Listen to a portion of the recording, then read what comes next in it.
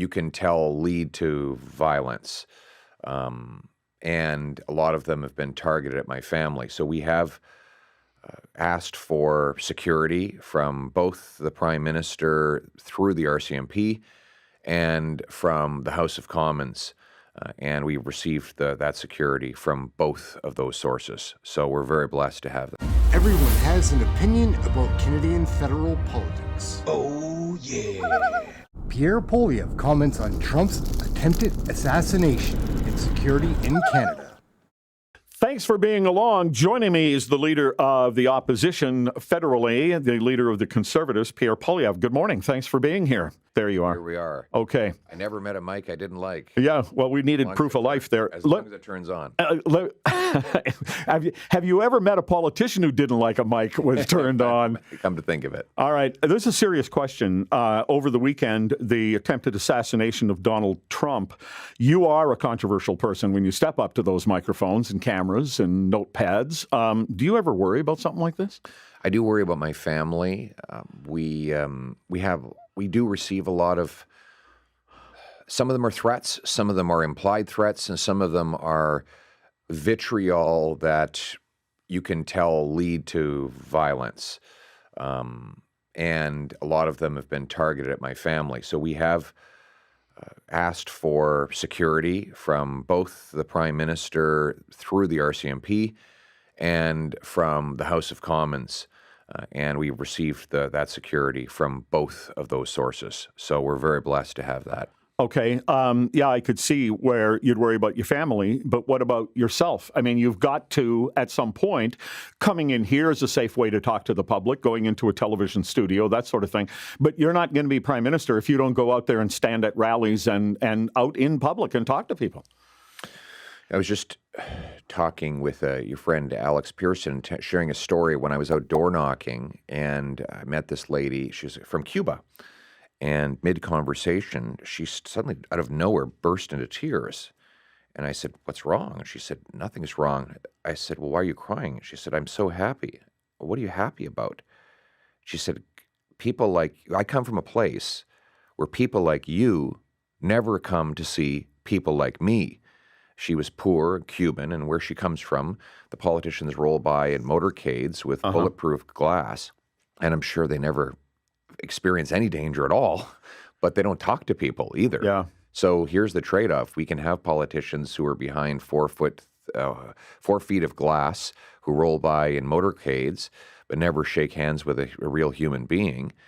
And then we won't have a democracy. So we have the trade-off. And, you know, I guess there are whack jobs out there that could do something. We take all the precautions possible, but I have to talk to people, and I'm not going to stop doing that.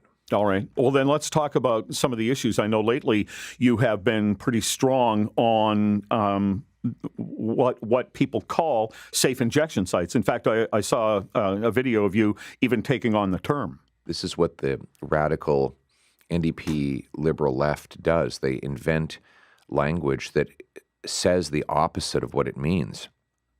First of all, we all agree it's not safe to inject heroin. Yeah.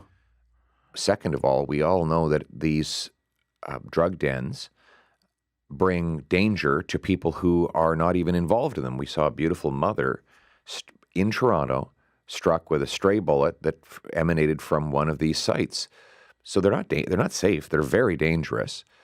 And it's like they call it safe supply. They're using your tax dollars to give out heroin-grade opioids.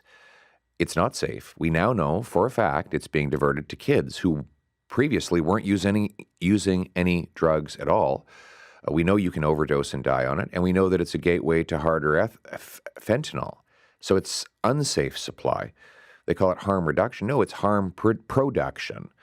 And it's created an industry, a money-grabbing industry of activists, academics, or I call them hackademics, bureaucrats, drug companies who are making a fortune by perpetuating the misery. No wonder 40,000 people have died.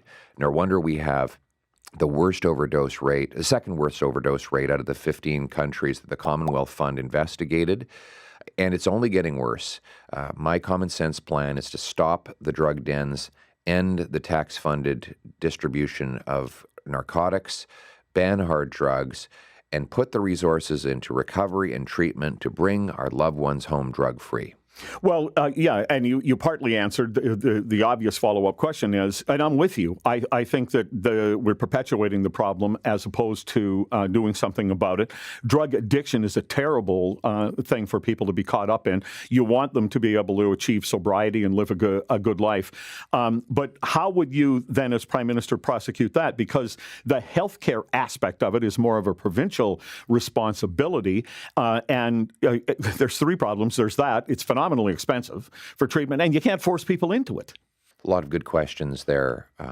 The federal government is already funding the drug dens, the distribution of opioids like hydromorphone, countless activists, academics, lobbyists, drug companies. They're getting... Smash the like and give us a subscription. We love making these videos. They're wild. Let's get back to the show. All of these federal grants. So I'm going to just eliminate all that, and I'm going to put it directly into funding for treatment centers that have shown that they can break the addictions. And I'm going to fund it based on results. We're going to go to a results-based funding approach where we pay these organizations that get people off drugs. They will get a stream of funds for every month they keep someone drug-free. By giving them detox, counseling, physical exercise, job preparation, transitional housing, and in certain cases, sweat lodges for First Nations. These things, they already exist. There are great organizations like the Oak Foundation in Winnipeg does this, Harvest House in Ottawa. We need to expand those, and that's how we're going to bring our loved ones home drug-free. All right. By the way, this is an appropriate day to ask you because I checked my bank account this morning. I got a couple $100 from Justin Trudeau. And then he will say, well, here's the problem. Pierre Poilievre's going to take that away. That's my carbon rebate. You're going to take that away from me. He already took it away from you. He took it away from you when you were gassing up your car, when you were buying your groceries with food that was taxed when the farmer used fuel to produce it, when the trucker used fuel to ship it. He took it away from you when he prevented you from getting that raise you didn't know you might have got, but for the fact that Bell is paying a carbon tax to heat the place. The parliamentary budget officer has demonstrated that 60% of families will pay more in carbon taxes than they get back in rebates.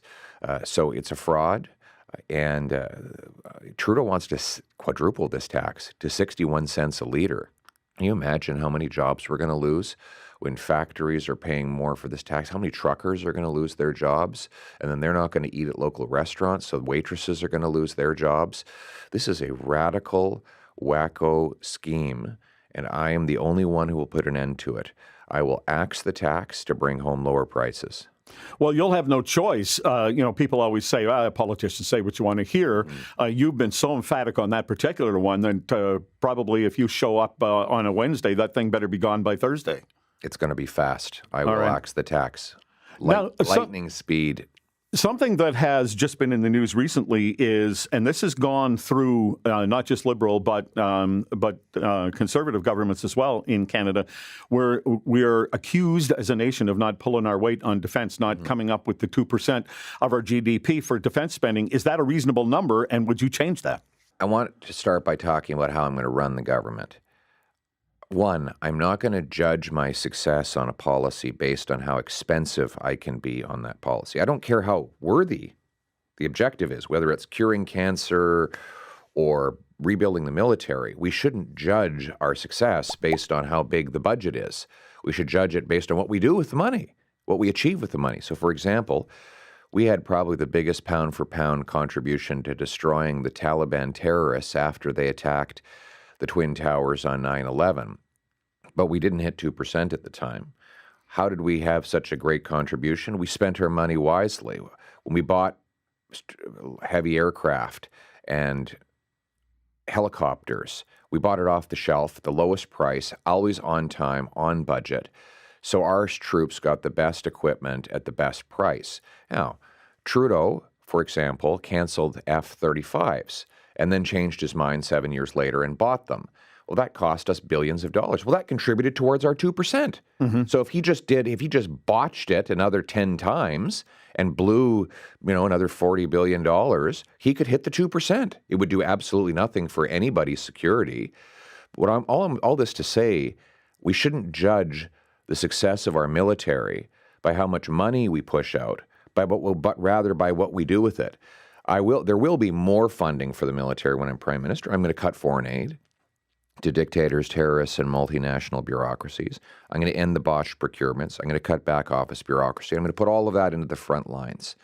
And I believe when the Americans see how much stronger we are in fighting to defend North American security, the political pressure at NATO and elsewhere will lift as it did under the previous Conservative government. Pierre Poilievre, thanks for being here. We've got a long way to go before an election, I'm sure. Thanks for being here. Too long, unfortunately. The sooner the better. Thanks very much. Bring it home. Everyone has an opinion about Canadian federal politics. Oh, yeah. Anyway, my name's Aaron. This is Canadian Looney Canada, and I'm going insane watching what's happening to our country. Like and subscribe, share, comment, get notified. We do live shows. Check out some of the shorts, all those fun things. But make sure to like and subscribe and get notified. Please leave a comment. I love to comment. I react to all of them. Aaron, Canadian Looney, that's it. We'll catch you next video. Pierre Poilievre comments on Trump's attempted assassination and security in Canada.